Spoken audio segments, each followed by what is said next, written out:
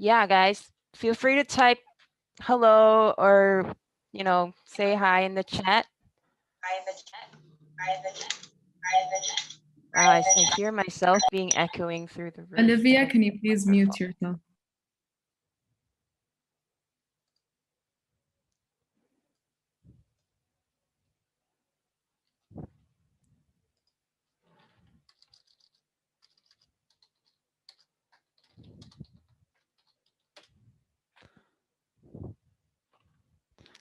Oh, Nate is here. Huh.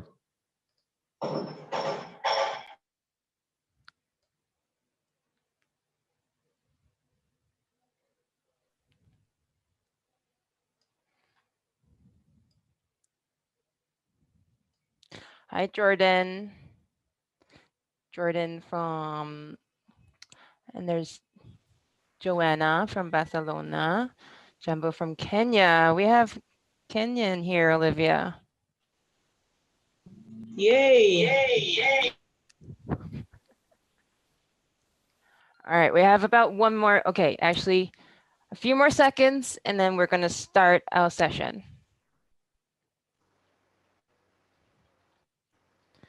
Oh, it's so exciting. All right, if everyone is ready, let's rock and roll. Great. Well, thank you so much, guys, for joining us this. Actually, I'm tempted to say this evening because right now it's like 9 o'clock my time in Hong Kong. But thank you for joining us at this hour of your day, whatever time it is where you are. We are presenting effectively engaging youth in decision making and global conservation. And I am going to have a very quick introduction. This is our agenda for the day, just to let you guys have an idea what's going to go on. At the beginning, I'm going to talk you guys through a quick introduction, and then we're going to have a really, really wonderful icebreaker. And then we'll have a couple of inspiring stories. We have two really interesting speakers for us sharing their own story of youth being active in global conservation. And then I will talk a little bit more about community building. And then we're going to have a panel discussion. And then at the end, there'll be some time for you guys to share with us what you want to talk about. Okay, so first of all, before I go into anything else, I wanted to let you guys know that today is part one of a two-part session. Okay, and the overall topic, I said before, is effectively engaging youth in global conservation and decision making. But today's topic is actually global community building and diversity strategy. And then on Monday, on the 12th of April, we're going to have our second session, which is changing institutions to better engage and involve youth. And we're going to share some of the experience that we have learned. And so I just want to preview both sessions so you guys know that after today, we still have another session coming up on Monday. So you can mark that on your calendar if you haven't done that already. Cool. So far, so good. Okay. So who are we? Very, very quick overview. So we're the Global Youth Action Team for Biodiversity Protection. In short, we call ourselves GYAT. So very quickly, GYAT was a team formed with 12 young people from around the globe, literally around the globe. Today, we're presenting to you from 5 different continents, including Europe, the Middle East, Asia, South America, and Africa as we speak. So I'm asking you guys to be patient with us if there's any sort of technical difficulties or delay, because we are doing this literally from around the world for the very first time. So fingers crossed. And you guys are coming to us from around the world as well. And we'll talk more about that later. So we are 12 youth aged between 18 to 30. And we work very closely with the WWF staff who kind of started this initiative and picked us to be on part of this team. And the goal was to implement youth-led actions that are aimed at engaging and mobilizing youth globally in connection with WWF's New Deal for Nature and People. And we have been working together as a group for about 1 year. And here are our very pretty pictures, as you can see. And today on this call, we have not all of our members here. Some of them are working on the next session, but definitely over half of us are here today. So if you have any questions, you feel free to ask us. And before we go into the icebreaker, I have a few more points to say. First of all, let me very quickly again introduce myself. My name is Amanda, and I am speaking to you from Hong Kong right now. Um, I am, I'll talk more about that later when I have the panel discussion.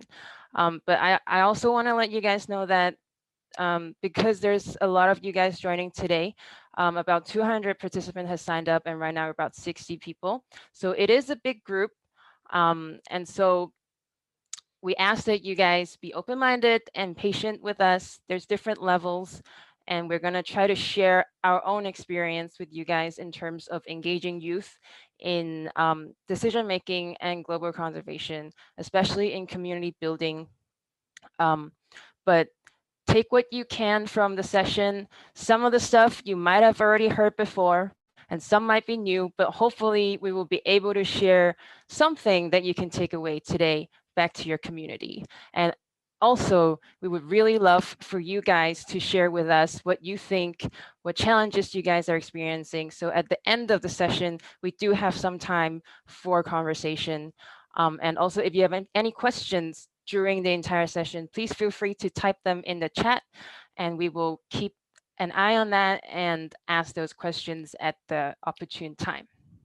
So do we have any questions so far?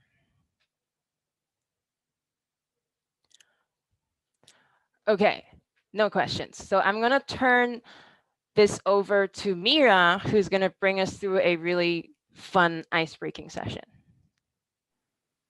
Hello, everyone. My name is Mira from the United Arab Emirates. So let's have a little bit of fun before we get into the serious stuff. Ashish, will you please share the Menti?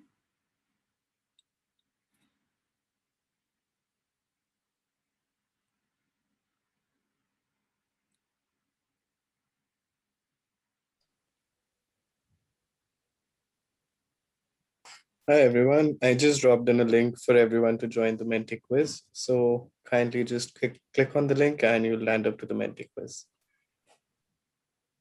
All right.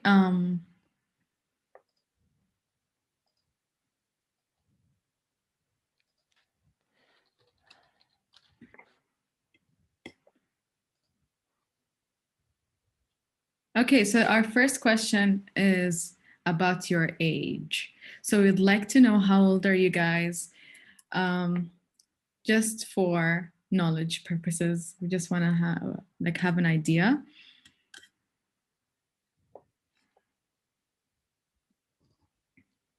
If any of you has trouble joining the Menti quiz, please do let us know and we'll try to help you out.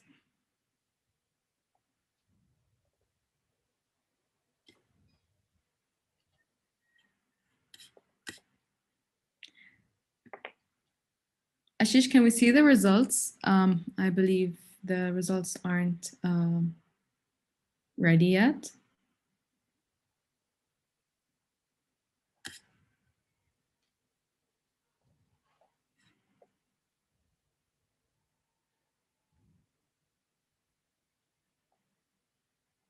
Okay, here you go. Okay. Okay, wow. Okay, we've got a big chunk of 24 to 29-year-olds. That's cool. Okay, we're the majority is from the youth. So let's go on to the next question and see where you guys are from. Please pin your location. Okay, some of you have already, which is cool.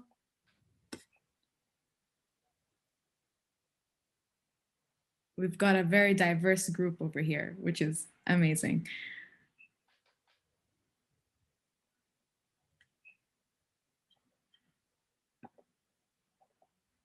We've got a couple of people. Okay, that's cool. That's really cool. Saying from where you guys are from. Let's give people like 30 seconds just to click on the map. Just so we can see. We've got a lot of people here.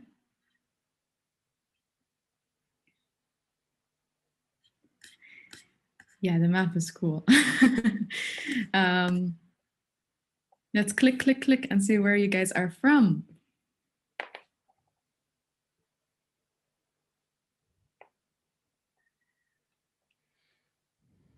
Okay.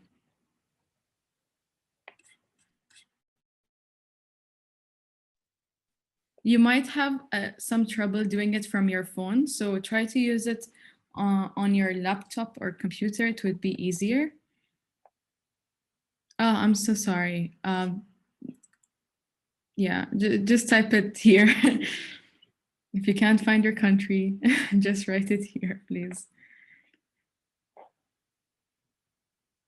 Let me just reshare the screen. I think a couple of people have entered and it's not showing here. Yes, I believe it's not refreshing.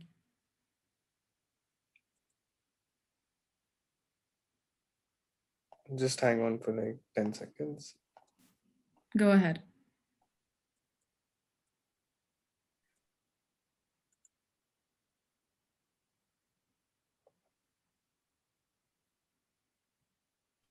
Okay.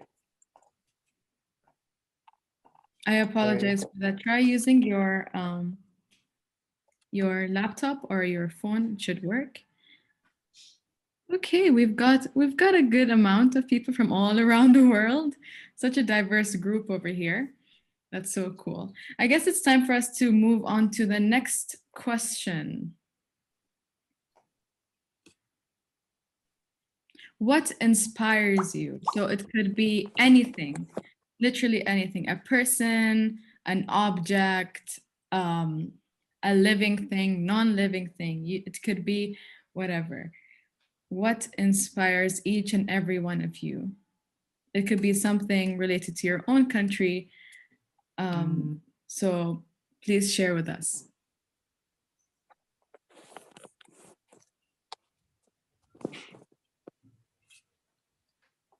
We've got bird watching. That's cute. I've been bird watching once, like actual bird watching. It was very interesting. Ocean. Yes, the ocean inspires me as well. Wildlife, biodiversity. These are cool answers. I can relate. I love seeing like the word cloud. It's like changing, and then so basically like the more people who type the same word, the word will be bigger on the screen. So clearly a lot of people has said nature. Yes. I mean, who doesn't get inspired by nature? It's everywhere. Wow. Youth. I like that. Music. I saw music somewhere. That inspires me too. All right. Give you guys like 10 more seconds. Success. Peace. Work. Well, whoever says work inspires you, that is awesome. You must really love your work. Youth power. I haven't heard that as in like I've never seen this as an inspiration to someone. Stars. Peace. Okay, let's move on to the next question.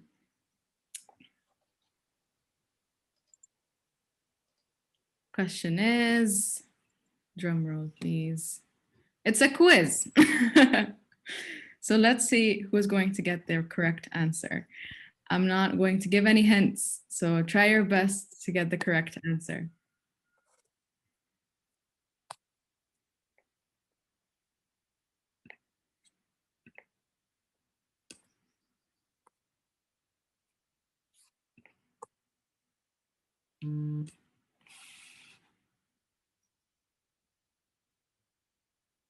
Time's up.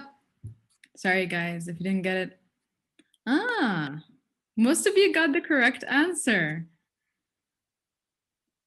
No, it's not a deer mouse. It's not a deer mouse. Okay. Is there actually a thing called a deer mouse? Yes, I have There is, researched. right? Yeah. Cool. Yeah.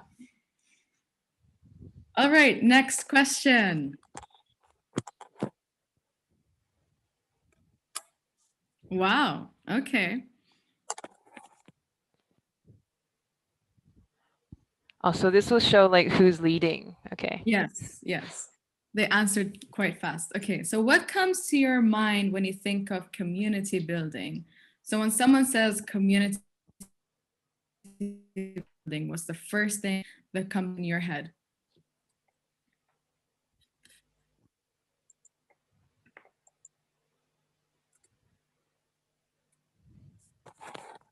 Someone said partnership.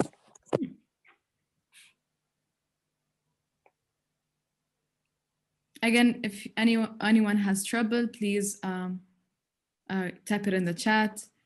You've got social living, movement, progress, power. Yes, community building does come with power. Communication, stronger together, trust, networking. Oh, I love that. Stronger together. Yeah, same here. Gender balance. Coming together to make a difference. Yes, creating something together. Making all group members feel welcome and comfortable. Empowerment. Yes. Embracing cultural differences. Yes. Yes. A responsible community, someone said in the chat. Okay, unity. Rely on each other. Okay. Gives you guys like 10 more seconds. I'm going to pick your brain a little bit in the next question. Building networks with peers and to exchange ideas. Yeah, teamwork. There's no correct answer. It could be whatever you think of. Health, love, friendship.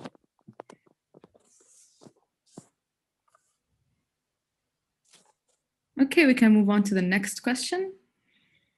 Okay, so share tweetable statements relating to community building and diversity. So think of a caption that you would post on your Instagram, Facebook, Twitter, or whatever social media platform you use. It could be anything, but something tweetable, like attractive. You think it's attractive, of course. Go ahead. Let's see. No one is born racist. Yeah. One future is in our hands. Stronger together. Diversity is power. We can learn from each other. We can all love with our eyes closed, but hearts wide open. Wow, you guys are good. You guys are good. It's like they knew you were going to ask this, so Yeah, they have been don't. planning this all along. They're ready. Everyone is unique and special in its own way. People are united in solving community issues despite their race, ethnicity, religion, and culture. Yes. Essence of beauty is unity. Wow, you guys are ready.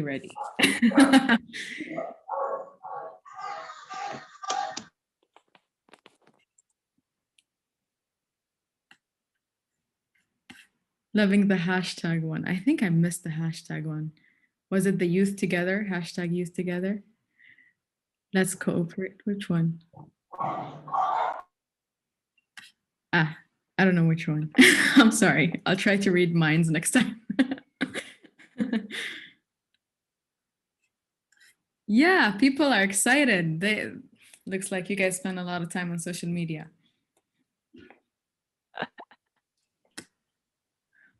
Diversity in all aspects. Okay. You guys are post ready. Okay, so I guess that's it for our icebreaker. We've got more in store for you guys. The floor is yours, or the stage is yours. Amanda, go ahead.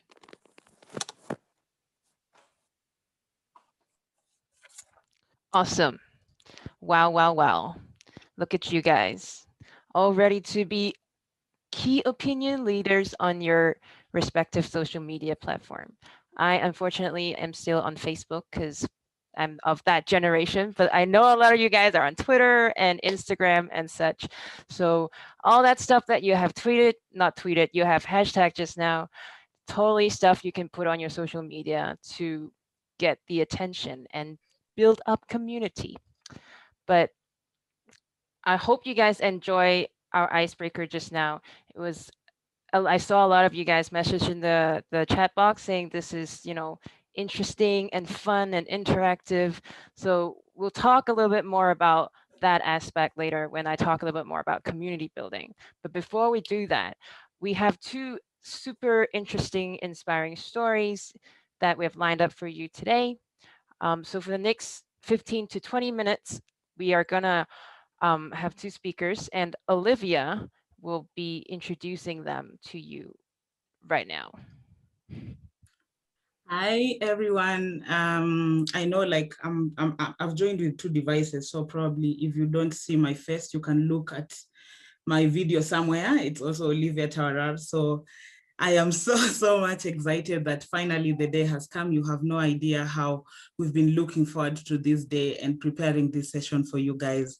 And one thing, and this session is one of the best sessions. We have amazing, of course, lineup topics for you, but this one is one of my best. Reason being, I have been a conservationist for like 5 years now, but what has kept me going is the inspiring stories that I get from different people across Africa.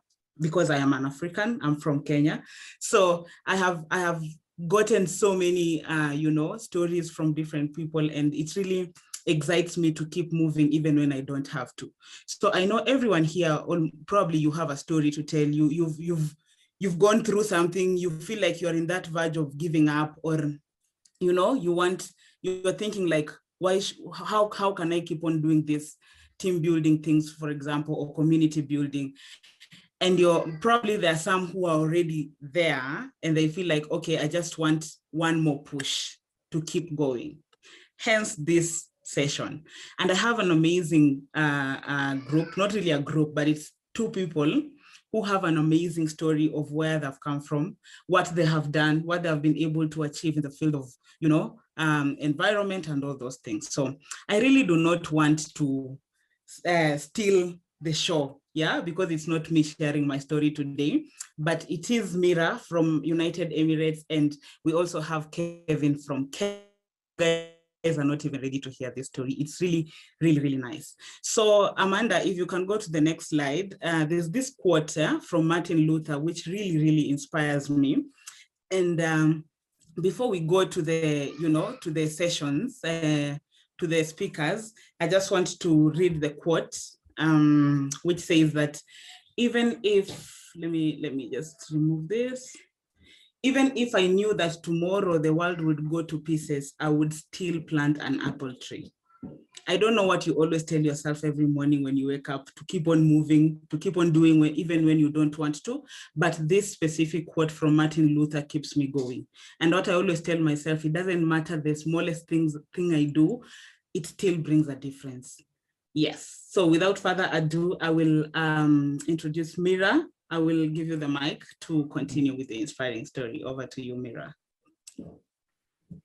Hello again. Assalamu Alikum, like we say over here. My name is Mira Harara from the United Arab Emirates, which is famous for the city of Dubai. All right, so I'm a senior civil infrastructure and environmental engineering student. And if you would allow me, I would like to share my story with you. Ever since I was a little girl, I've always felt this beautiful and therapeutic connection with nature. I spent most of my weekends on the beaches of the island of Abu Dhabi, admiring the wonders that this planet has to offer. As I grew up, I became more passionate about making the world a better, greener, and sustainable place. And that is why I chose my major to begin with. However, what inspired me was a small green friend. It all started when I decided to purchase a plant from our local supermarket. I have I have never had any planting experience beforehand. Like I don't know anything that has to do with planting except for water and sunlight. So then I decided to give it a try. I watched as my small little green friend grow its first leaf under my care, and I felt super happy and excited. I continued to give it care and support, and I watched it grows bigger and stronger. I couldn't help but think that if every one of us on this planet showed some love, care, and support to our beloved Earth, it will thrive and enchant us with its beauty. For that, from that point onwards, I began to find more ways to connect with nature. And that's when I picked up a Japanese bamboo flute and started to connect with nature via music, creating a melody that can never be written on music sheets. I decided to share this beautiful connection with others by encouraging people to be one with nature and to live a sustainable life. I did that through research and several social media posts. I took it a step further. I started attending local events that has to do with nature and nature conservation. The events kind of varied from beach cleanups to educational webinars. And then I decided to continue my journey. So I continued to explore different ways to be more involved in actions related to a green and sustainable future. So in my journey, I stumbled upon the Global Youth Action Team, where I was able to join a group of 12 amazing people scattered around the globe. And I was lucky enough to closely interact with and learn from all of them. We all got together to advocate for what all of us have in common, which is our passion towards the planet. Shortly after that, I applied to be an ambassador here in my own country, the United Arab Emirates, and sure enough, I got the job. I managed to speak up for nature locally and globally, which I find absolutely fascinating. What's even more fascinating is that it all started from a leaf that grew from a plant from my local supermarket. Who would have guessed that a small plant would be a drastic inspiration and a source of empowerment? My message to all of you is that your inspiration can be anything. It can be big or small, living, non-living, scientific or artistic. But the most important thing is to hold on to what empowers you, because if you're inspired, when you're inspired, everything around you will follow. And that being said, you can start from anything. You can watch a documentary, read a book, buy a plant, visit a museum or gallery, or even eat a fruit. You never know what might click with you. Thank you very much. Tawa, it's all yours. Oh, wow, guys. Can we get some reactions on the chat box? As in, that is really, really, really, really amazing. And as I said earlier, that stories like these are the things that keeps me going, yeah? Every time I wake up in the morning and I'm like, should I even be in this field anymore? Should I keep on doing what I'm doing? But if I listen to a story like what Mira has shared, and I'm like, you know what, I have to keep going. I have to keep going because I want to be known. I want to be seen. I want the impact that I bring to the community to be seen. Thank you so much, Mira, for sharing your story. And I hope you guys are all inspired. And yeah, let's continue here, seeing the reactions. And I can see on the chat box, Mira, people are loving what you've just said. So yeah, it was really, really amazing. So without further ado, let's go and hear something else from Kevin from Kenya. Kevin, I don't know if you're here, but if you're here, the floor is yours. Over to you. Thank you so much. Thank you so much, everyone, for putting all this together. I've been inspired already through the nice words, and the icebreaker was really insightful. My name is Kevin Luzalu. I am a researcher and ecologist from Kenya. I have a background in wildlife conservation and circular economy, but very soon I'm also going for further studies in coastal science and policy. So my story is a story of building a movement of young people towards policy, climate policy, and climate action. And it dates back to 2015 when I finished my undergraduate studies. And I was wondering, as any other young person, what lies next for a young graduate in conservation who has so much knowledge and little understanding of how to put it into action. So I started small. I started writing blogs. I started kitchen gardens. I started talking to young people and just getting to know what they understood of the situation in Kenya in regards to conservation. So in 2017, I was invited for a youth conference, a capacity building workshop by the Global Youth Biodiversity Network. And it happened that the conference was in South Africa, and we were only two Kenyans that attended this conference. So when we came back after a week or so, we decided that we are not going to keep working in silos anymore. We are going to start a movement of young people towards halting the unprecedented loss of biodiversity in Kenya. And that is when the Kenyan Youth Biodiversity Network, which I currently coordinate, started. So we reached out to young people through social media and created tools that could create strategic and safe spaces for young people to express themselves, but also voice their frustration, especially on lack of engagement in policy frameworks, not just at this level, at the country level, but also at the international level. And that's why we decided that policy advocacy is going to be our main point of interaction with young people.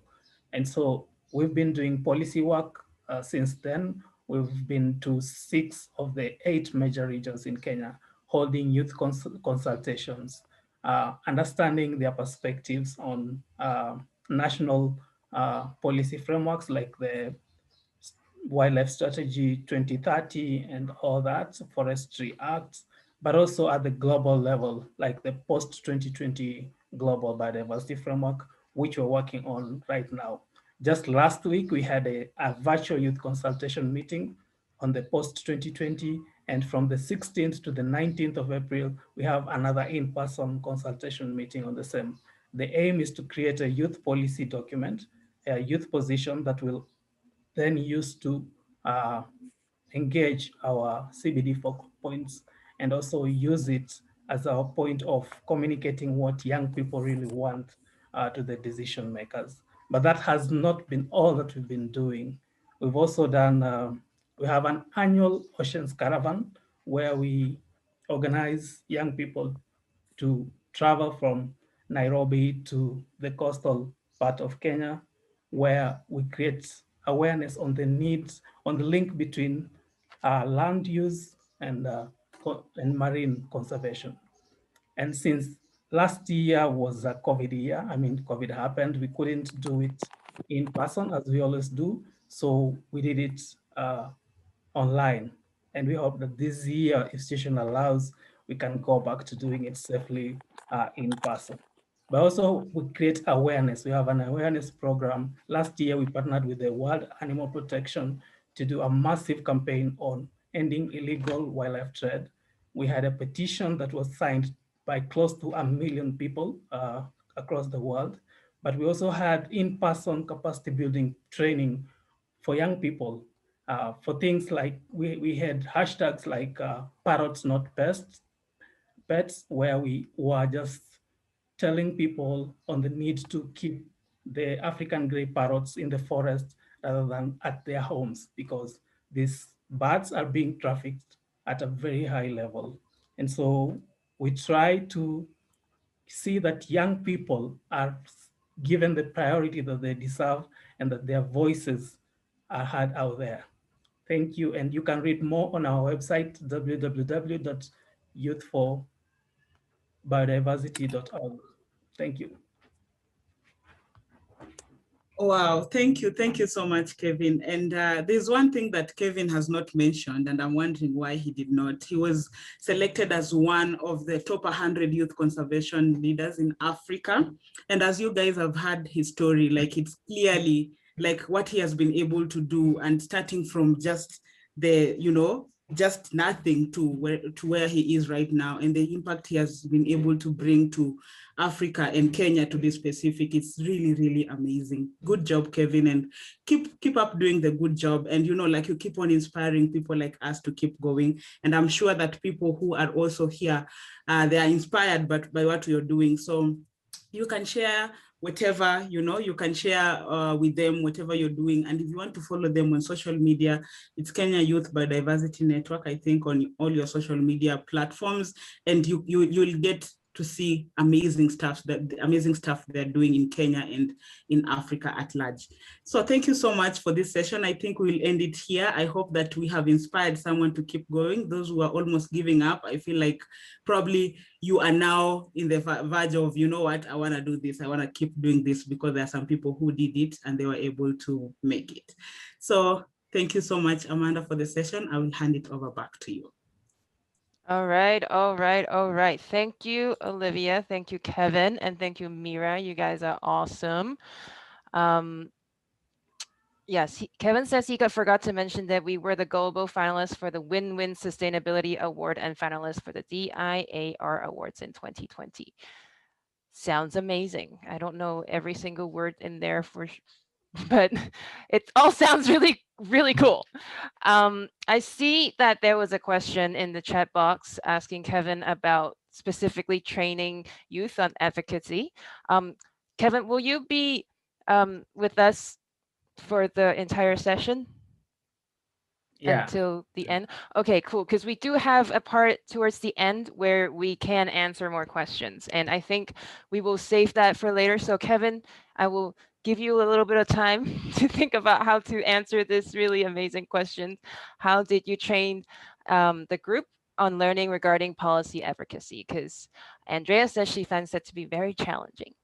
Cool. So anyone else who has any more questions for our speakers so far, please feel free to put it in the chat box and we will collect them all and then we will answer them later on.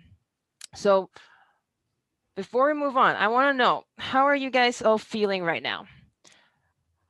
On a scale of 1 to 10. 10 being like super excited and really inspired to go save the world right now, and 1 being like, I'm still in bed. I need to stay in bed for a little bit longer. Mira is an 11. 20, 10, 8, 9.99999. Nate, what is holding you back? What is that 0.00001? Coffee. Coffee. Okay. I hear ya. All right, cool, cool, cool. So everyone is pumped up and ready to go. And that is the sweet spot where we want you guys to be. So for the next about 15 minutes, I'm going to share a little bit about why we're doing this session. And then we're going to have a 5-minute break. So bear with me. Community building. Well, before I start that, let me also share a little bit more about myself to introduce myself formally. So like I said, my name is Amanda Wong. I am living in Hong Kong right now. So I'm not going to share my amazing long story, but I used to be a pilot. I used to be a commercial pilot with a really big airline in Hong Kong, flying really, really big planes across the globe. And that was my former life. I did that for about 5 years. And then I realized, well, that's not what I want to do. And I realized that's killing the planet. So I was kind of in a bit of a dilemma. So I quit my job. I went on like a 1-year soul searching. And I realized ever since I was super young, I have been interested in nature and animals and especially dolphins, but I never really worked on doing anything about it. So I decided I'm gonna, just join whatever organization that's out there that's gonna let me learn more about this conservation thing. I have no idea what it is, but I want to save dolphins. So I'm like, okay, I went to a WWF talk and I was like, let me in. I want to be a part of you. And so WWF Hong Kong was like, okay, come on. So I did that with a bunch of youth. I was the oldest person. I was just like on the limit of youth, like I was 30. And then they were like getting people from 18 to 30. I'm like, I can still do it. So they let me in. And long story short, I joined the Global Youth Action Team after a year with WWF Hong Kong. And this is why we're here right now. And I meet these 11 amazing young people plus Nate, um, and doing great work and trying to inspire other people to do the same. And so right now, outside of Global Youth Action Team as a profession, I'm a trainer. How do I call this? I'm kind of like a teacher trainer at a university in Hong Kong, teaching young people career and life development skills, soft skills, leadership skills, team building skills, all sort of stuff that will help them better their career in the future after they come outside of school. So that is what I do on a daily basis right now. Cool. So that's my really quick introduction. But back to this session. Why are we doing community building? So when we first got together as a team and said, let's submit a proposal for IUCN. And then we said, okay, we want to talk about getting young people involved in decision making and global conservation. But after a lot of discussion, we realized, yes, people want to learn about training young people how to advocate the policy and all the nitty gritty and the important things, the textbook stuff, which we will talk about in the next session. So you have to join. But afterwards, we also realized that in order to effectively engage young people in decision making and in global conservation, a lot of it comes with building the community. How do we get the team together? How do we get this group of people together? How do we get the 91 people right now in this Zoom to join me and be on the same page as me so we can work towards the same goal? So after we put our heads together, we realized that this part is actually super important and we cannot move on without talking about community building and diversity strategy. And that's why we have dedicated this entire session on this particular topic. So there's only 5 main points I wanted to share with you guys from my own experience. What does community building involve and what are the different things that we should consider when we talk about building a community? And as you can see on there, it's who, what, when, where, and how. The usual 4 W's and 1 how of how to do things. Cool. So the number 1 point, who. When you guys are going to be working on your projects or your campaign, it's very important to think about, well, who is going to be your audience? What is their age? Where are they coming from? What is their background? So that's why at the very beginning, when we did the icebreaker, which by the way is also a form of community building, and we have hid it in there so you guys can have a little experience on what it feels like to go through a quick and sweet community building session. So when we did our icebreaker, when Mira took us through it, our first question was, okay, well, what are your age? And then the next question was, where are you guys coming in from right now? So that's the who that we're talking about, because in order for you to be able to build a good community or put out good events or activities, you need to consider who is going to be your target audience. The age is going to affect the next 4 points that are on the slide, the what, when, where, and how, right? If you're going to work with 14-year-olds, what they like and what they don't like would be very different from a 30-year-old, so to speak. So before you decide on anything, it is important to consider their age and also their nationality. And then the next point is the what. So what is the goal that you're trying to achieve with this community exercise or activity? Are we trying to connect people?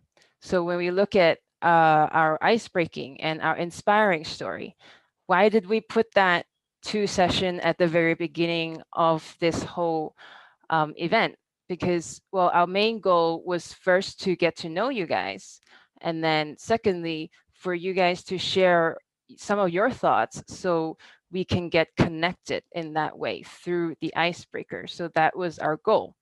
And then when we did the inspiring story where Mira and Kevin shared their own story, that goal was to show that there are other young people out there who are working on the same stuff that you guys are working on right here on the talk. So the purpose of the first two part of the session was to get you guys connected as a group to each other, and then also connected to us and some of the speakers through them sharing their own story with you. And of course, also to bring inspiration to the group. So that was the main goal. So point 2 is, what is your goal?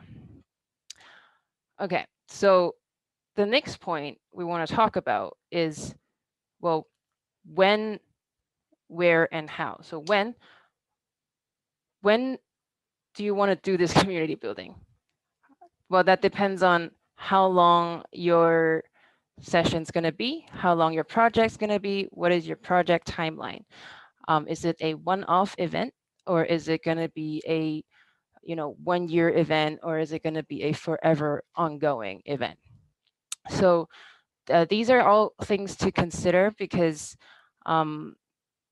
depending on the time that you have allocated for your project, you have to consider if you want to do the community building at the very beginning, or sometimes it's better to do it in the middle of your project so you can keep everyone moving and excited, and then also at the end of the project where you can have a wrap up and everybody feels comfortable and happy towards what they have done together. So I want to see if there is any questions so far.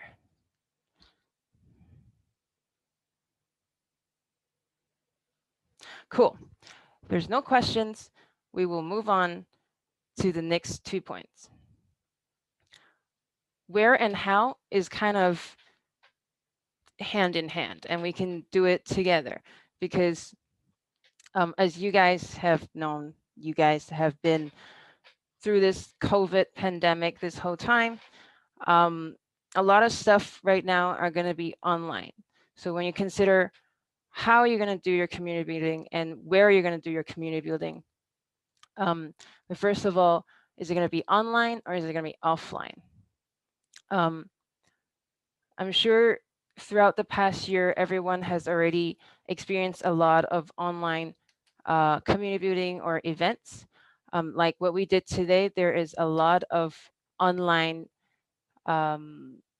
resources, that was the word I'm looking for, resources that are going to be helpful for you when you work on your community building. I saw that in the chat that a lot of people are interested with the icebreaker and the website that we use, which is called Mentimeter. There's a few other resources out there. There's Kahoot, which is also very similar to Mentimeter. That would be very useful for you in your community building activity. And then, well, when it comes to offline, then it's easy to consider, where your group is going to be. Well, I say it's easy to consider, but I think about our group as the GYAT team. We are 12 kids, 12 young people living around the globe in 12 different countries, and we have been struggling to figure out the where of how we're going to meet, when we can meet finally. So our team have been working together online for over a year now. None of us have actually met each other in person, except for one or two of them, Monica, who are all in Europe. So, you know, the location is also very important, and hopefully we'll be able to meet soon.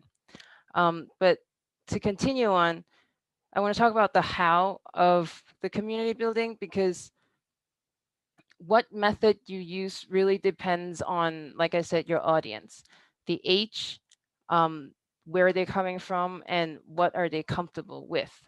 So, um, in terms of age, like I said, if you have someone who's super young and also someone who's super old, then you have to consider, well, what is going to be a useful way of doing community building. When we were preparing for this session, I was talking with Mira, who planned the icebreaker session, and she was telling me how she is, 21, and her sister is 4 years younger than her, and already she doesn't quite understand what her sister likes or doesn't like. Well, that's the deal with working with young people, because things are changing so much so quickly as we speak. So how do you manage to engage young people when they're talking about things that, words that you don't even understand, or ideas that were never in place? Like nowadays, maybe a young person is learning with iPad. When I was in school, we don't even have iPads, it was all books, right? So, like, when we were planning this session, the most important thing is to ask your audience, because community building is also a learning experience, and you need to learn what your audience like and doesn't like. So when I was talking with Mira to work on the icebreaker, I told her, well, go ask your friends, make the icebreaker, and then share it with your friends and see what they say. And I think from our experience, that is one of the most effective way of designing a community building project, is to have will try to design what you think would be useful, and then ask your audience, ask the youth that you're going to be working with, um, well, do you think that's going to be fun? It was that helpful? Should I take that away, or should I keep that? Or better yet, have the young people themselves design the community building, empower the youth so that they can design their own activities for themselves. That way, you know, first of all, you're not trying to tell them, well, this is what you should do, A, B, C. And then second of all, when young people are inspired and they're empowered and they're being involved in the project, they will automatically be more engaged with the project, and they'll feel more responsible carrying on with the project. Um, and then the other stuff to consider is, like I said, diversity. Where are people coming from? I know people here on the talk are from various countries. Their mother tongue might be not English. Some of you might speak Spanish, Tagalog, or Chinese even. So when we are designing the program, we're trying to make it quite simple and easy to understand, so everyone can be involved. When we did the ice breaking activity, a lot of some of the stuff was, um, you don't even have to look at words. You can just look at the picture and figure out what to do.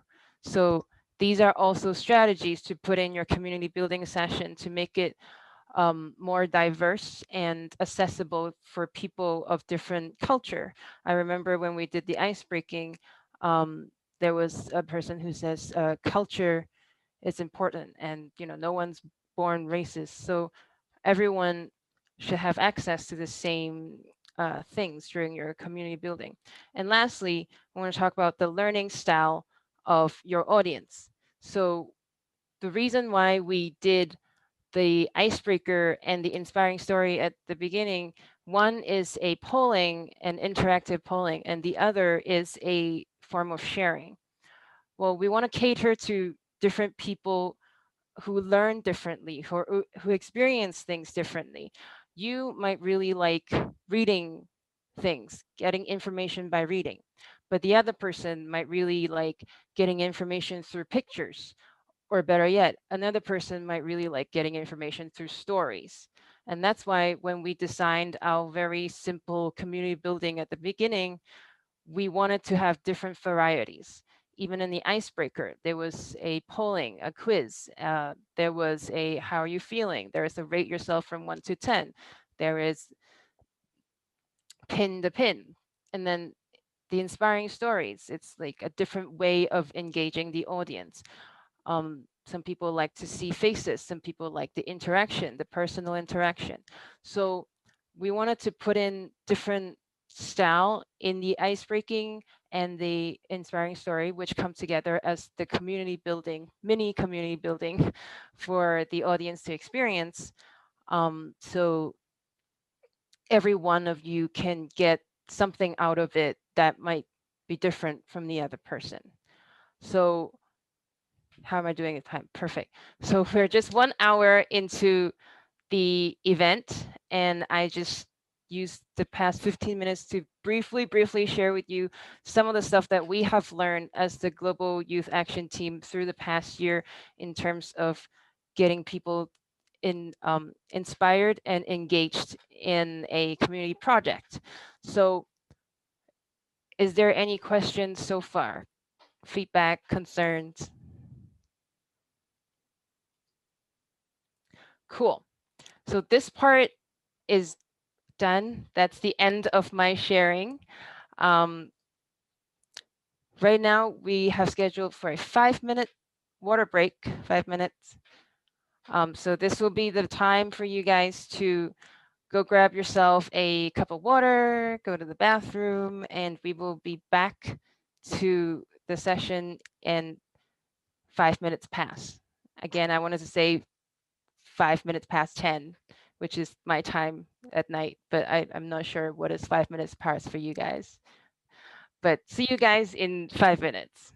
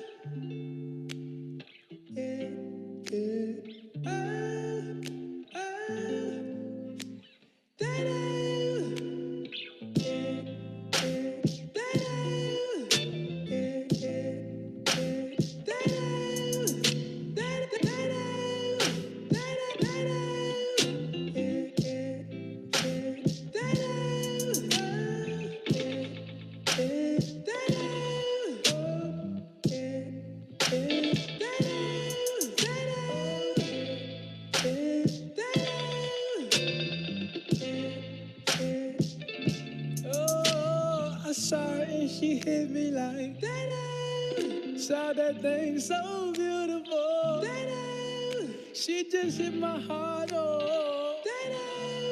Full force and she got me like I be like, baby, why you so fine? Gotta make you mine. So hard to find. Baby, like, oh, how'd you do the thing? The way show nothing. She be walking around so confident, so heaven sent. I think she was meant to knock them daylight. Like, girl, you so fine. Oh, oh, oh, oh, oh. Yeah. Girl, you rockin' like, baby, so fine. Miss Baby, girl, you knock 'em dead.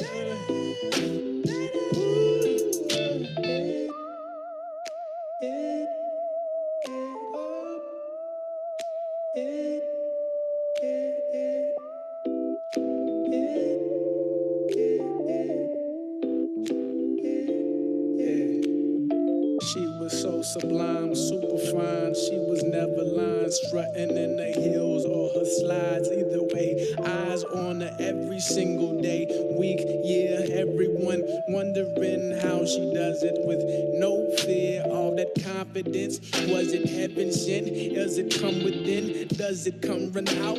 I don't know. She'll just have them running out and in. Man, they want to sin, talking deadly sin with Mrs. Lady. I don't understand why she hit them like.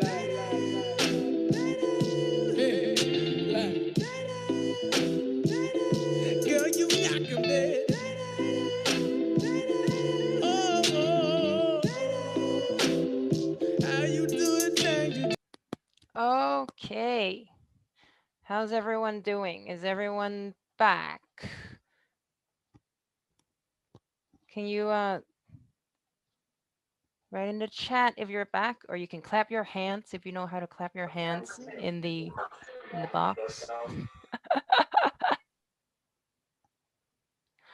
All right. Thank you, Melvin, for the music. I knew I could put you in charge of that. I saw that there has been some sharing of musical taste in the chat box. And yes, Melvin has shared the music in the chat, so you guys want to go look this up. There you are. Cool.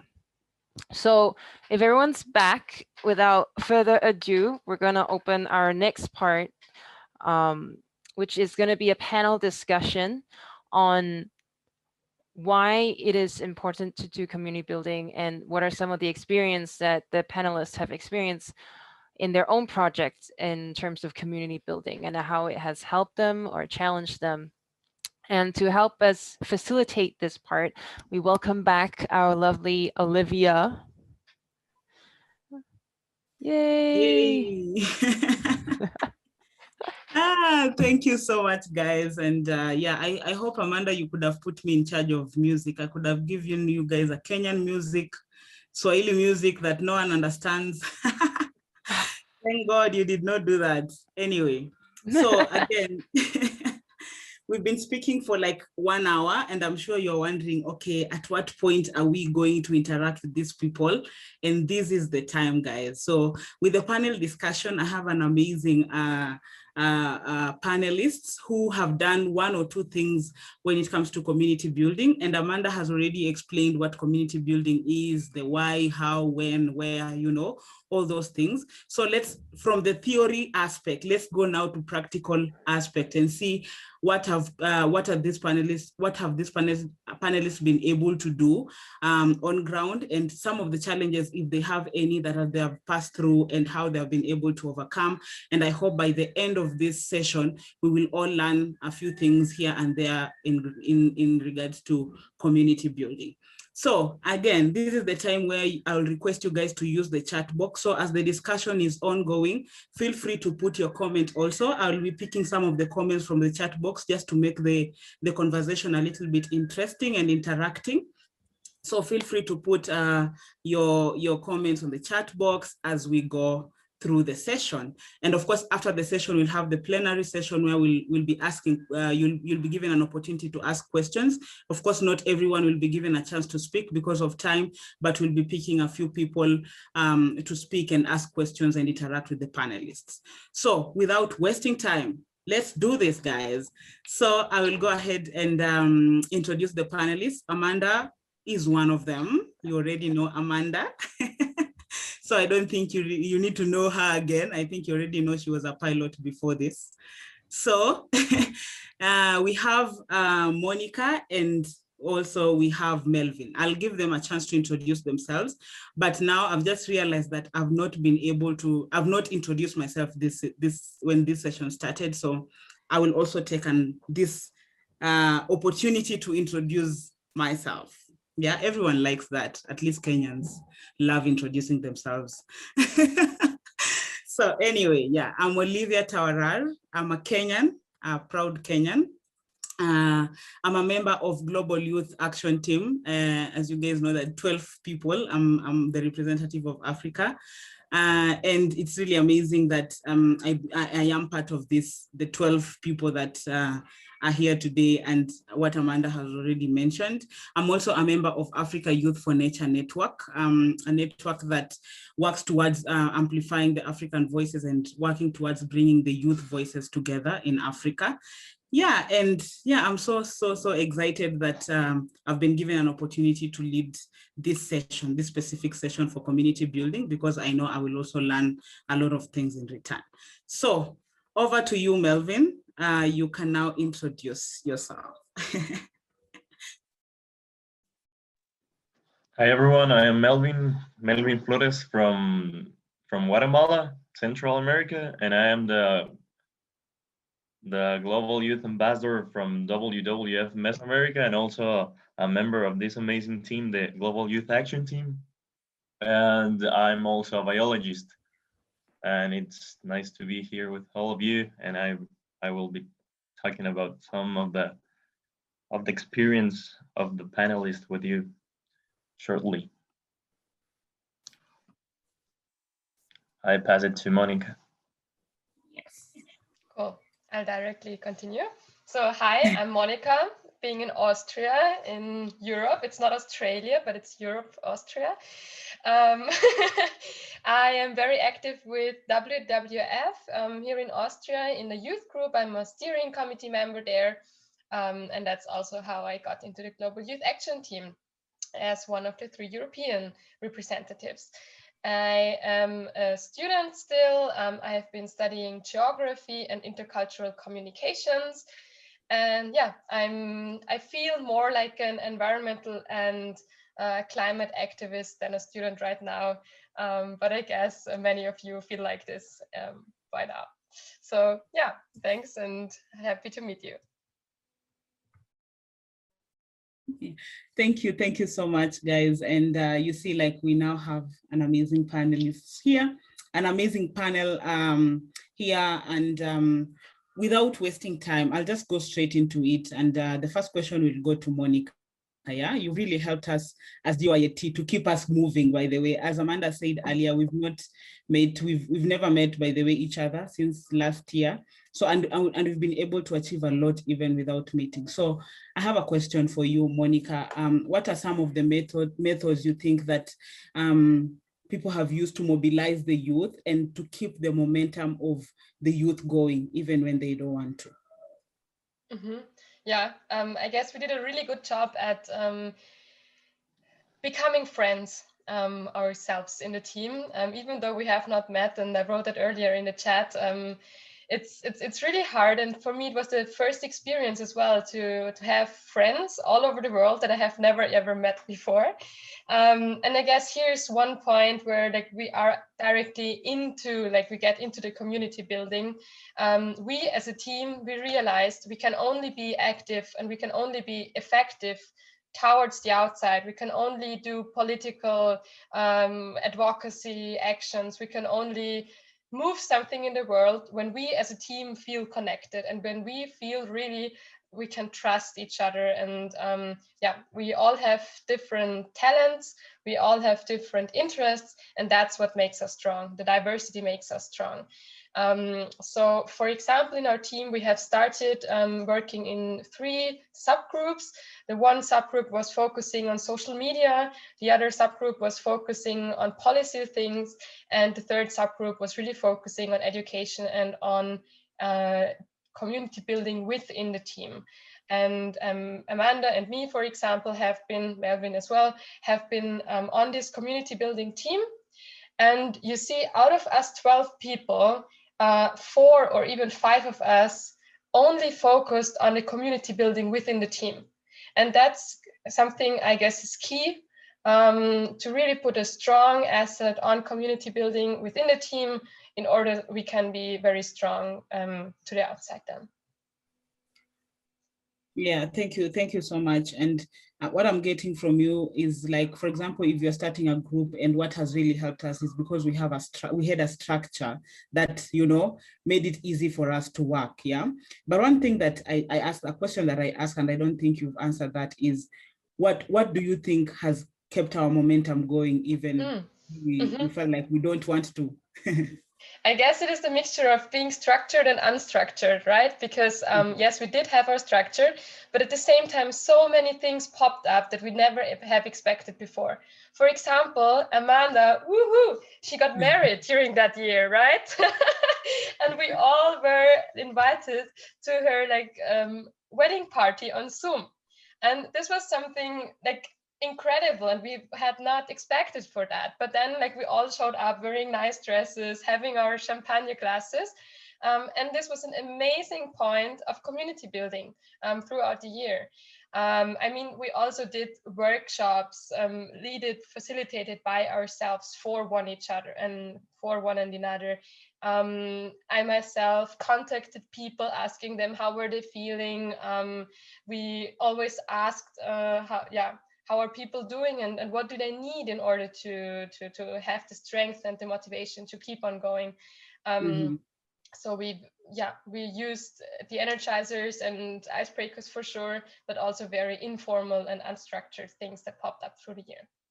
Yeah, thank you so much. Amanda, as what Monica has said, it's clearly that having momentum in the group is really, really important, and it keeps it going, yeah? And it makes community building even easier, and you can be able to achieve even more than what you had planned. So that this, and I'm sure some of the members, some of the people who are in here have passed through this challenge, yeah? Or sometimes you have that momentum, you have around 10 people who are really excited about doing something, but you also have around 10 people who are not excited to do whatever you're doing, or they're dragging the team behind. So how do you deal with such a challenge? Like when you have people who are dragging you behind when you're trying to move forward, especially when you're trying to do community building. Right. So I always have this theory that when things don't work, it's not because of the people, it's because of the system that you have put in place, or the model that you have put in place. So like I said earlier, I feel like sometimes when we decide to do some community building things or have a team structure, and it could work for a little while, but after a little while, it might not work.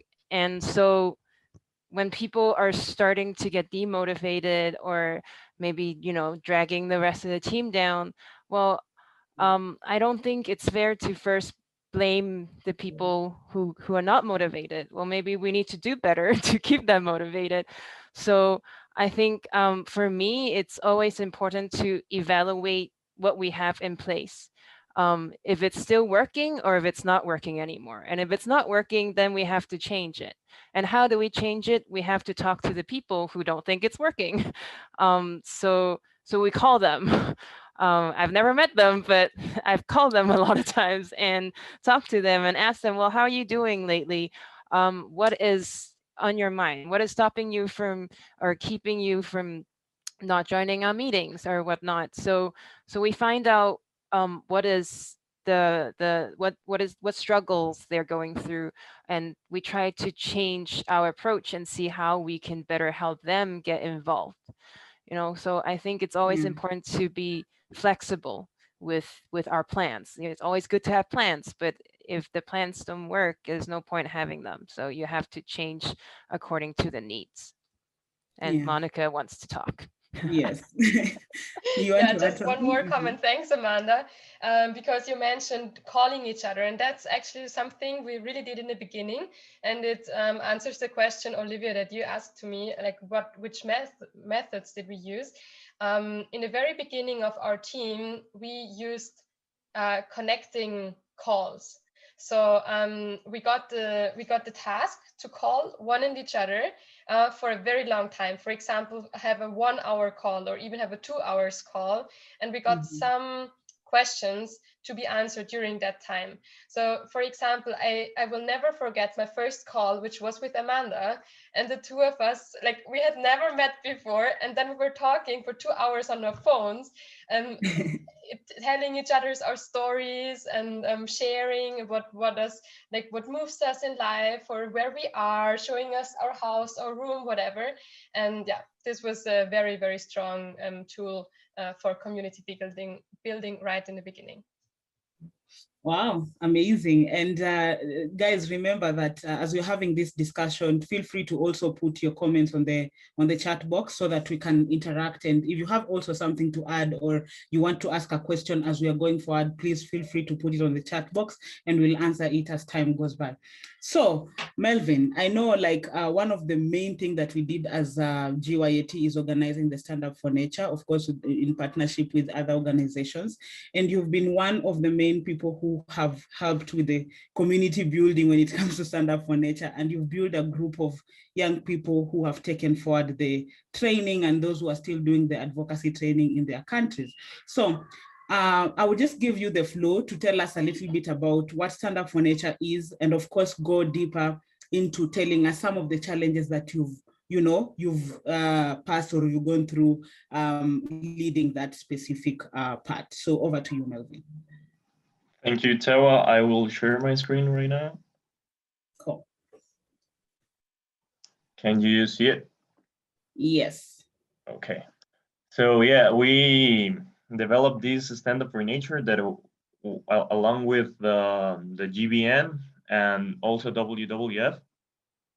And the Stand Up for Nature was a big event with almost 200 participants, where we give some trainings about advocacy, how to develop advocacy actions, how to like avoid all the themes about all the topics about politics and climate change, loss of biodiversity.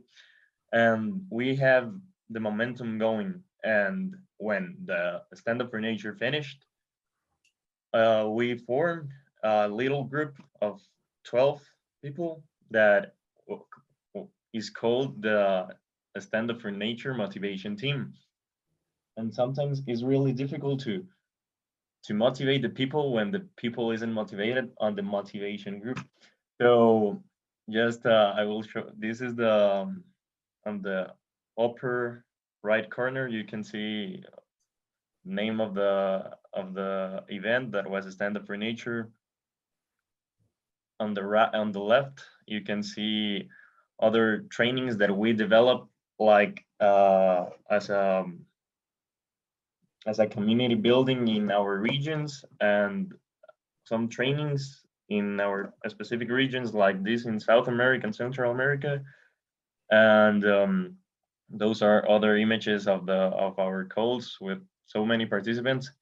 But some of the challenges were to keep the community together, to keep all those 200 participants together and promoting the advocacy and the youth action.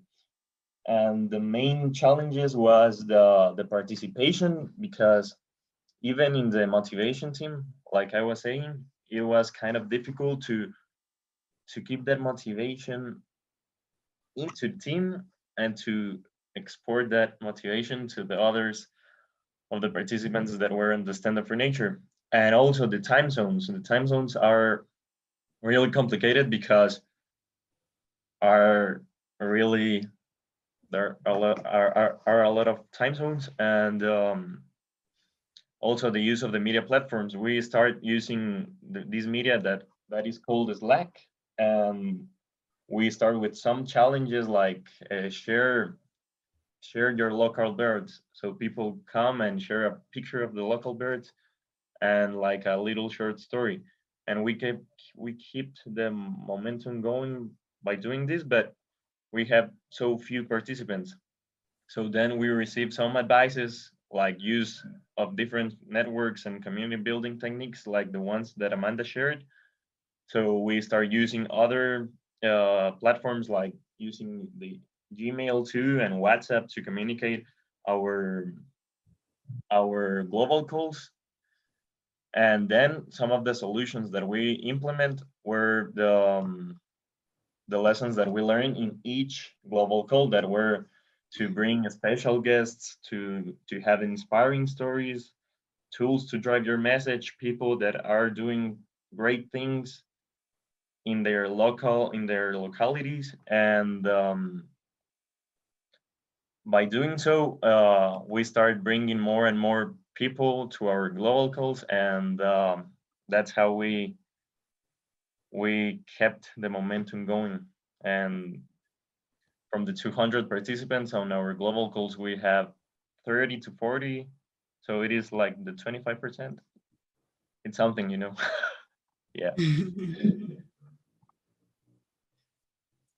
Yeah. Thank you. Thank you so much, Melvin, for sharing that. And you have done a good job on Stand Up for Nature, guys. And if you want to know someone who has really kept going, even if he didn't have to, is Melvin. And the impact he has been able to bring is really, really amazing. So sometimes we just have to keep pushing, yeah? So there's this one thing that young people always have a problem with, and myself included, when it comes to anything that you do is resources. So Amanda, I have a question for you. How do you think how are you able, like for example, if you're already doing community building, how are you able to do whatever you're doing with no resources or little resources? Because some people might say like it's hard for me to do anything because I don't have funds to do it. So how are you able to do whatever you're doing with no or little resources? Right. So if I understand correctly, is if you don't already have a group of people you know who's working on the same thing, how do you get started? Is that what you're trying to ask? I Or guess it's more about the financial resources. Yes, Like we're working without money. We all do not have any financial resources to, for example, I don't know, do something. So how do without we funds? Yes, I heard you yes, say without friends. No. I'm like, who has no friends here? Okay, that is the language barrier we are talking about when it comes to community building. So in Kenya, we call funds resources. So yeah, I mean funds, if you don't have funds or little funds. Right. So how do you get stuff moving if you don't have the money to do it? Well, I guess without making it sound very commercial, I mean, it's kind of like a business. If you are trying to do a business without the money, what are you going to do? Well, first of all, if you ask me, you kind of have to, even without having the money in the first place, have a plan of what you're trying to do, right? Mhm. What the final goal that you're trying to achieve is the main important point, I think, is to keep in mind what you're trying to achieve and then work on how do you get there. And I always tell my kids, if they're trying to do something, we'll work on small steps, right?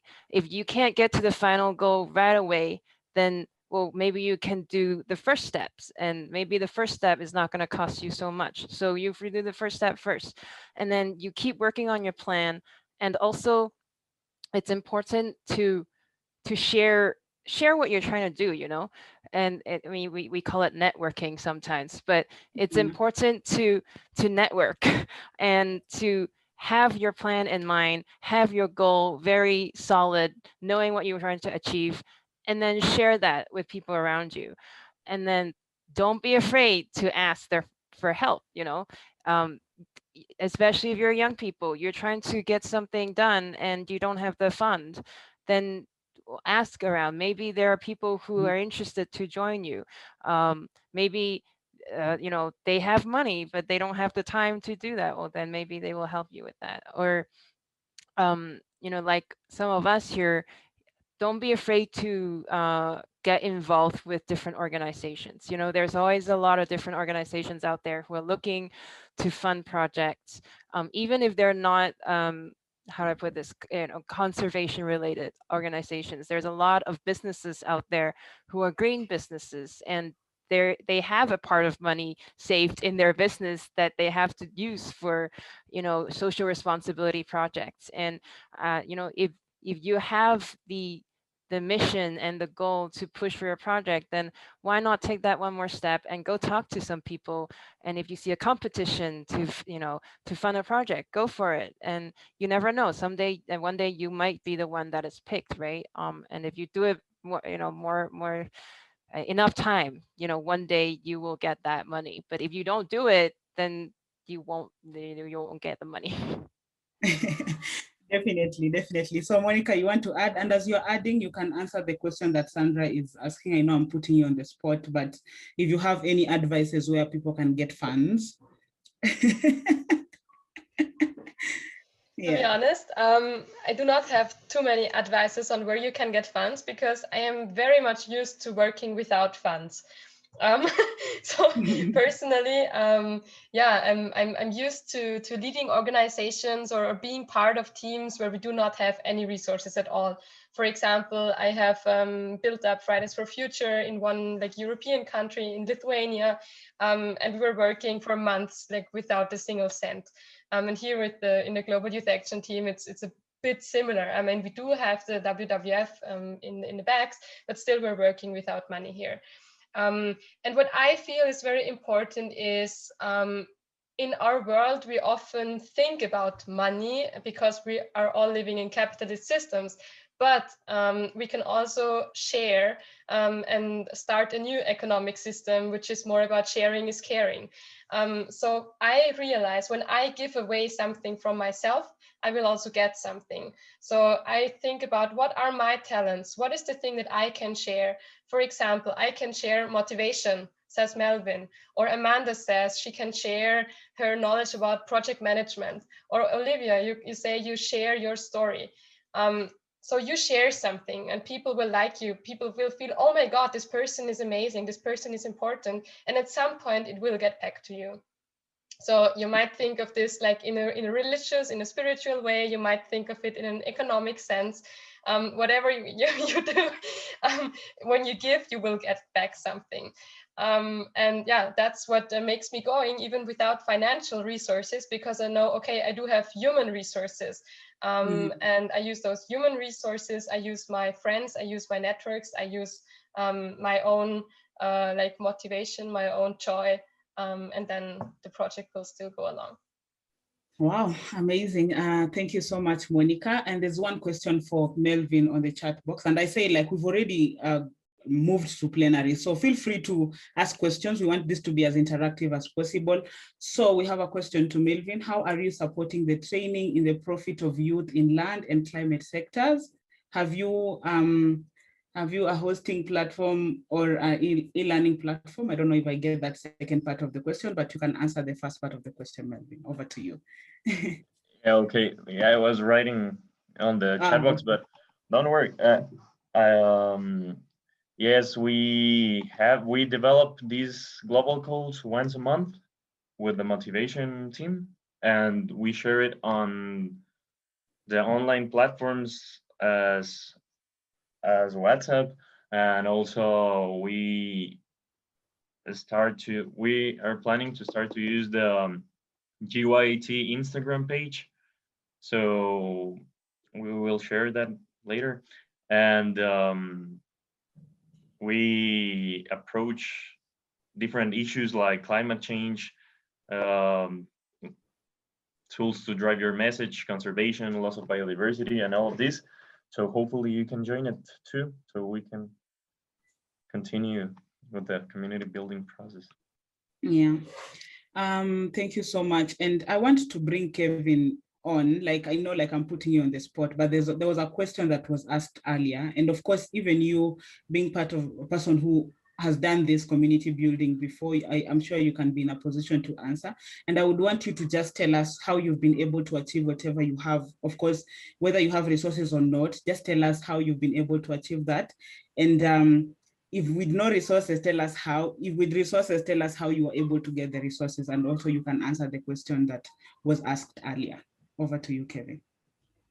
Yeah, thank you, Taurad. So starting with the question earlier on how we train young people on policy issues, our very first basic step was to map out the gaps that existed in the policy fronts in Kenya, understanding the needs of young people. For example, we learned that most of our members do not have like an environmental policy background.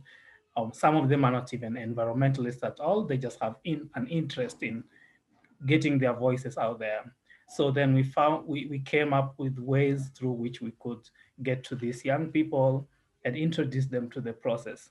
So with in partnership with other organizations, we designed a course, a climate action course for young people. We called it the Climate Change course for young Africans. So this was facilitated by university professors and organization leaders. So just introducing these young people to policy space in Kenya and how it works, and the gaps that exist there in terms of meaningful youth engagement. And then we also explored tools through which we could bring these young people together, because they're young people from various regions within Kenya. So our first tool was WhatsApp. We opened our first WhatsApp tool. Immediately we formed the organization. It became full. At that time, we did not know things like Telegram and stuff. We opened another one. So we had 2 full WhatsApp groups, but then we could share information on and updates. At that point, we did not have any money per se. And so we worked mainly through these platforms, and we created an online database which mapped out the details of our members, where they come from, the organization they're affiliated to, their background, academic background, professional background, and what they're doing on the ground. So we sought to also inspire them. And the first, I think, event that we had to fundraise for was the CBD COP14 when it was happening in Egypt in 2018. That's when we saw that we really needed to raise money, a significant amount of money, to send at least a young person to this quite important meeting, because we had already done some sort of consultation and we had some positions, youth positions in place.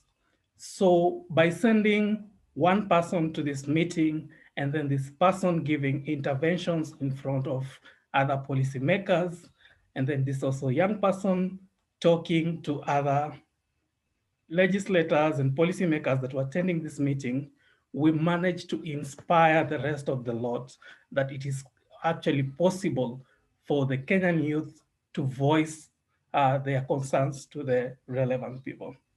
After that, because this was like a documented kind of event, and then it was a big event, and we shared it on our social media, and it was also shared on the Global Youth Biodiversity Network platform.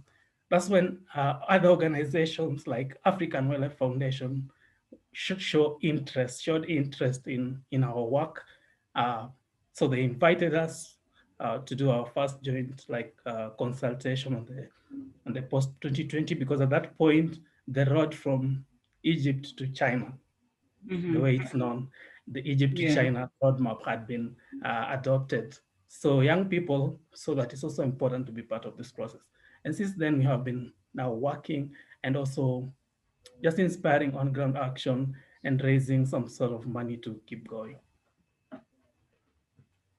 Oh, that is really nice. Like hearing your story, it's really always motivating. Like it's really amazing what you've been able to achieve and what you do. Like you have to work for it. You know, you just can't sit there and you wait for probably funders or, you know, people to just come and help you. You need to show them what are you doing on the ground for them to come in and help. You know, you have to show. That is one thing that young people need to understand. You have to show something.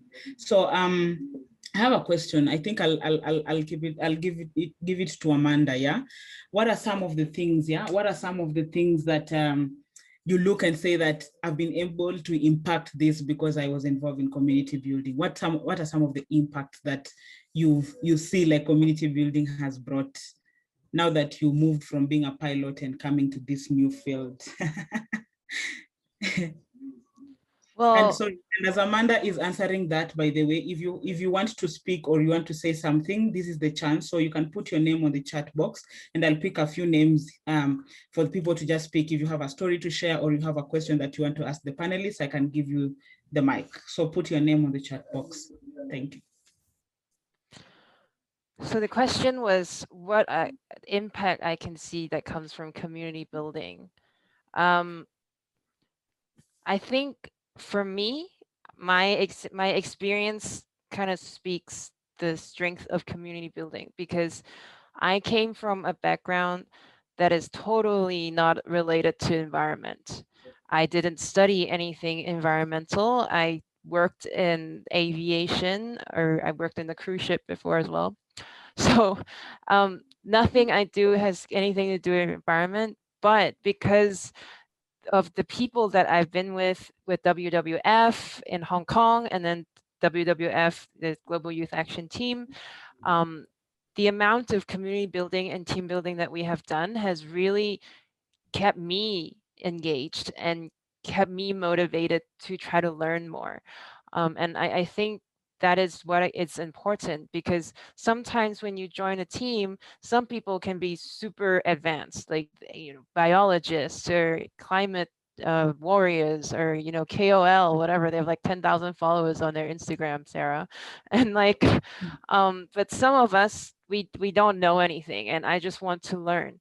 So if I didn't have the community team building, the calls that we did, and when we just went straight into projects, then I would probably feel like I have been left out, because, well, I need the opportunity to learn. I need to know the people. I need to feel comfortable before I can even say anything about a topic that I'm not super familiar with, right? So over this entire year, I feel like because this team has built such trust with each other, I'm motivated to ask questions if I don't know anything, to share my experience, and then to talk to everyone and to learn from everyone. And then through that, I myself is motivated to empower other people to do the same thing, to share the same message. But if without that, if we just jumped into the projects that we're trying to do, sure, we can probably do it very effectively if we all knew what we were doing. But you know, it might be a one-off thing. Like we would do one project and then it might be done, and then nothing else for another few months, and that's it, you know.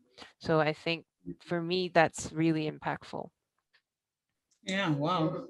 Thank you so much for sharing that. And we'll go straight. I can see Anton, I hope I'm saying your name right. You have something to say and you only have like 1 minute to say whatever you want to say.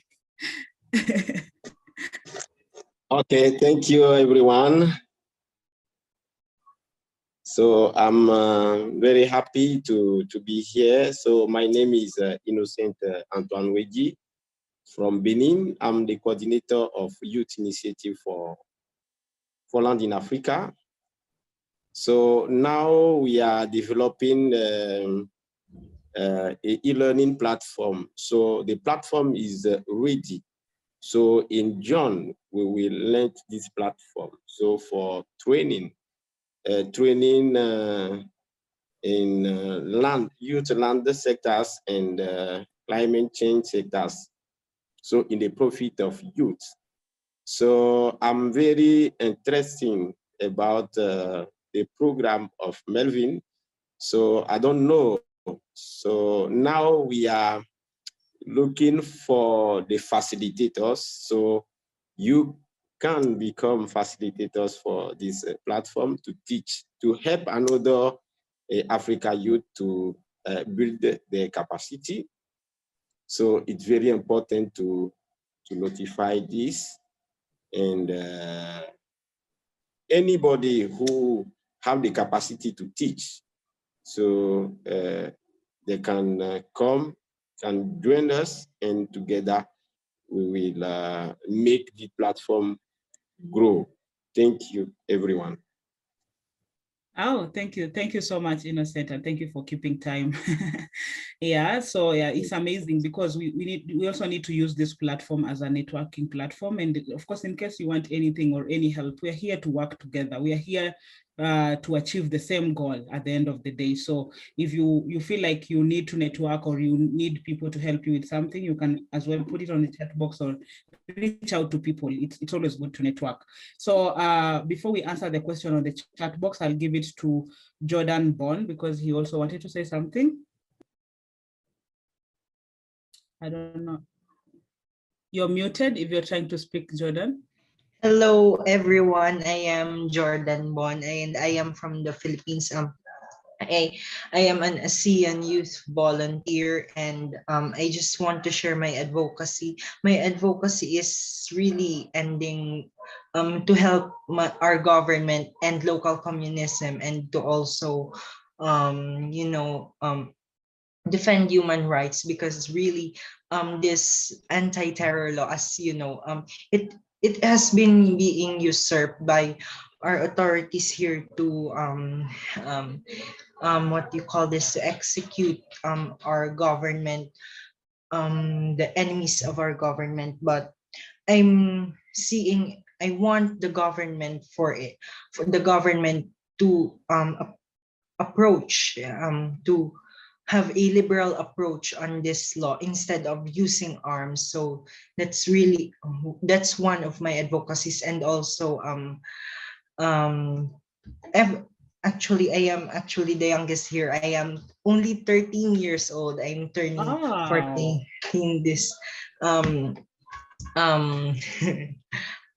December. But because actually I really started this volunteering stuff because of my social studies teacher, and he was really the one that encouraged me to do this, because I'm really before I become this person that I am now. I am much more interested in for colonial mentality. I used to be like that, but ever since I had this teacher, he like changed me, and he taught me how to be more national. And so that's all, and I'm just sharing my story in order to somewhat hope that you will also to motivate every one of you. So thank you. Wow. Thank you. Thank you so much, Jordan. And I think you're challenging me. I don't remember what I was doing when I was 13 years old. Oh my God. Anyway, good job, Jordan, and keep up the good job.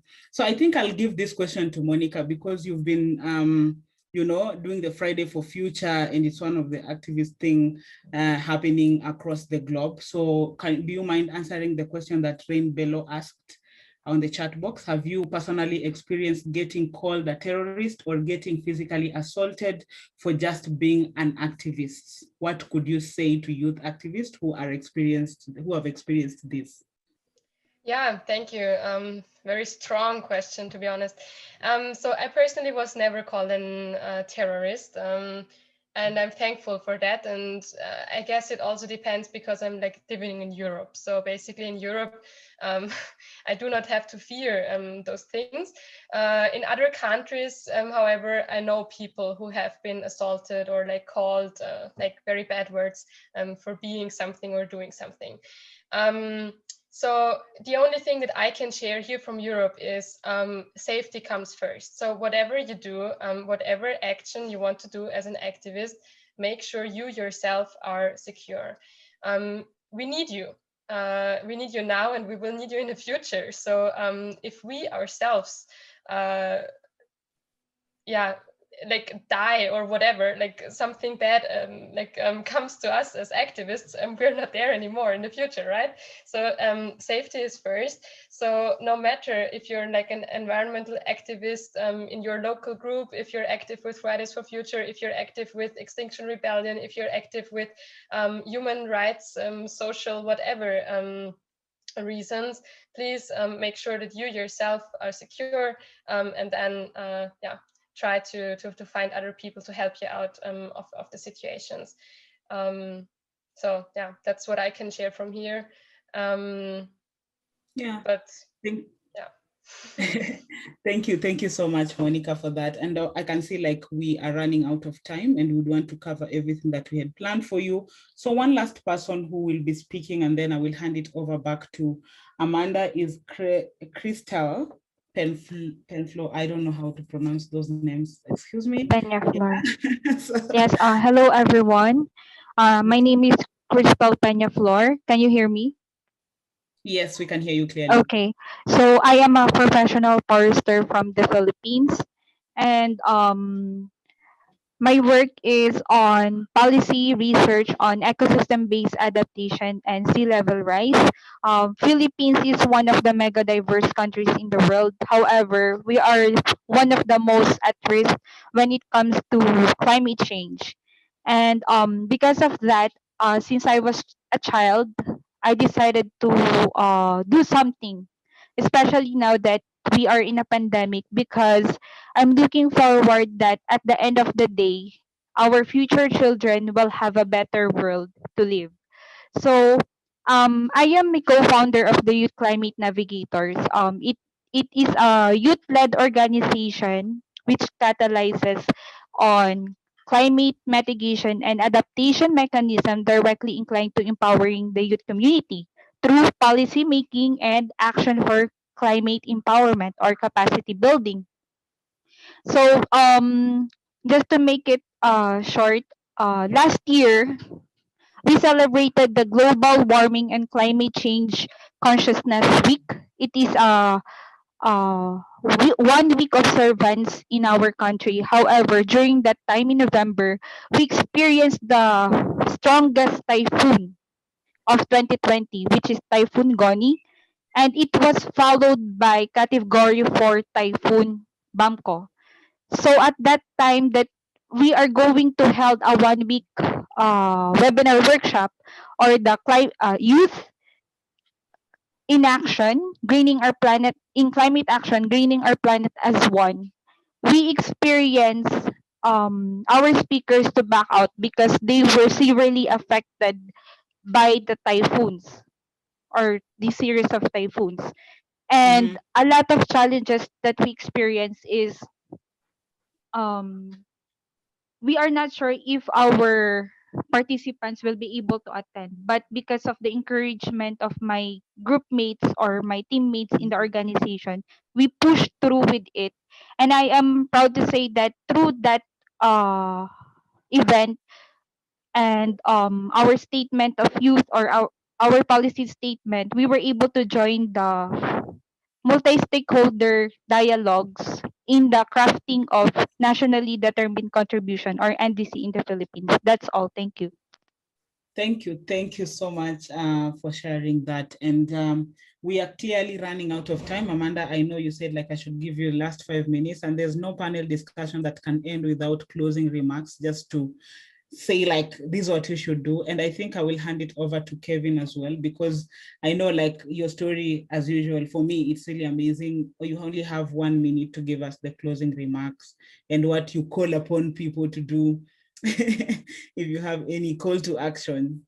Over to you, Kevin. Yeah, thank you so much, Olivia, and the rest of the team again for putting this together. My call for action has always been that young people need to understand that they have the right to influence the way their future unfolds. And so we have to be bold about it. We have to own it. And we really have to be strategic because the world is not giving it to us as we would expect. So let's go out for it and take it. Thank you. Thank you so much, Kevin. And yes, I don't want to add or minus anything from what you've said. I will hand it over to Amanda.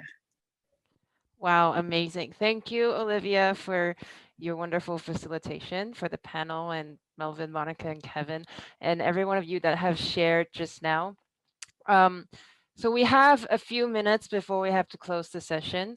So you can see on the screen right now, we want to get connected with you guys. So I saw somebody was asking for our Twitter and Facebook handles. It's right there. You can look for us on Facebook, Twitter, and IG. And also, we have prepared a really short Google form. Mira has already put the link in the chat, or you can scan the QR code with your cell phone. It'll take you like 2 minutes. We want to get to know you a little bit more. You can tell us your story there if you want. We are always looking for people to share the inspiring stories. As you can see, Melvin has these calls, and he needs people to share their stories on these calls. And you can also join our calls. So if you want to get connected, you can leave your email address in the form. And in the form, you can also tell us a little bit more about how you feel about this session, any feedback you can give us to improve. We would really appreciate that. And Melvin, can you go to the next slide, please? Cool. So before we finish the session, I was telling you guys earlier, we do have a second session that is going to be on changing institutions to better engage and involve youth, lessons learned from the field. It's going to be Monday, 12th of April at the same time as today. So you guys are in luck. We have Ashish here.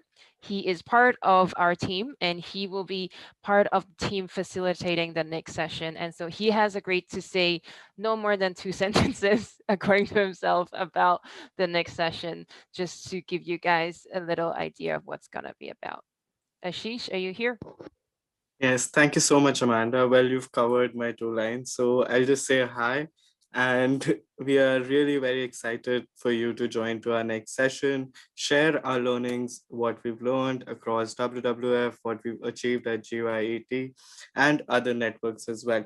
So thank you so much, everyone, for your patience, and looking forward to you to join on Monday with us. Thank you. Thank you, Amanda. Cool. Thank you, Ashish. Yeah, so you guys, if you want to share anything in the chat for everyone to see, feel free to do that. We still have a few minutes. Or like I said, leave your email contact with us, and we can try to organize some other form of networking. I see we do have a lot of resources already in this Zoom call, and if we can work on helping each other out, that would be wonderful. So we can go to the next slide. So just for a little bit of fun to end our session, we wanted to say thank you for everyone who has joined us today. We were super nervous for the session. Everything that could have gone wrong before we started the session. My internet went off like 3 minutes before the session started. But you guys have been really wonderful and supportive. I hope you have enjoyed some of what we have shared today and was able to take away something that was helpful for you guys. And if we would love to see you guys on Monday again, and in the future to get in touch and share more connections and help each other to build a better planet. Is there? Yeah, people can end by saying like thank you in their language. Yeah. Asante sana. sana. Terima kasih. Perfect, right? Next. Melvin, can you screenshot right now? Do you have the thing on you? Grato. Screenshot? Cool. I will stop the, maybe we can stop the share, and if for the ones who feel like showing your faces, turn on your camera. Or a selfie, a big selfie. Melvin is our selfie guy, so he will let us know when he's gonna take the picture. It will be a few rounds because there's a lot of you guys here. It's great. Good to know that there is a lot of people here. Okay, so You guys are still here. I will take the picture in 3, 2, 1. Now, smile. You're so handsome. Just let me take another picture because our other rooms. Okay, so on the count of 3, 2, 1, smile. There you go. That would be all, I think. You have to know Melvin is our selfie master. In every session, Melvin is taking selfies. Cool. So we will share this probably on our Facebook, but if you leave us your email in the Google form, we can also share that back to you through email, right, guys? Yes. Cool. Awesome. We are 1 minute ahead of schedule. Thank you again, and feel free to join our next session and all the other sessions. I've seen really wonderful events happening, and we would love to see you guys again. Thank you so much. Bye-bye. Bye-bye. Thank you, guys. Bye. Thank you all. Bye-bye. Bye. Ciao. Ciao.